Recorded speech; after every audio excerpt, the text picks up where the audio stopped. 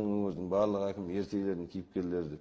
Сол уақытта да бір сүймей пендені, сүйіп теңгені, көтерген жұрттан биік кеудені, біздің өңірдің барлық әкім ертегілердің кейіпкерлері.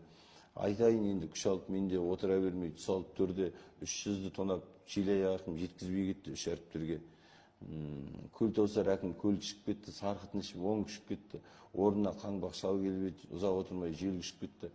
Маңдайым тауға тасқа да тиді, айтайын деп астана тиді, анталап келген толағай әкім арқалап кетті, 5 қабат үйді. Байлық пен биік жалған десе де, одан да қиын қалған көшеде, әкімшіліктен пенсияға шықты, мыстан кемпірде алдар көшеде. Сеніп келеміз ертегісіне, көніп келеміз жер тебісіне, уәдеде тұрмау, кедейден ұрлау, сай келмейді ғой еркегісіне. Біздің шалқарды көркем ететін, біздің шалдарды еркелететін, ертек айтпайтын әкім келсе екен, өмірімізді ертек ететін деп. Сол кезде де бір ағаларым ренжіп қалған. Былай қарасаң, мен ешкімнің атын атап тұрған жоқпын. Бірақ әркім өзін тауып алып тұр да ішінен. Иә, бір ағаларымыз ренжіп қалған. Сонда мен ойлаймын да, менің аузымды неге жабуға тырысады адамдар?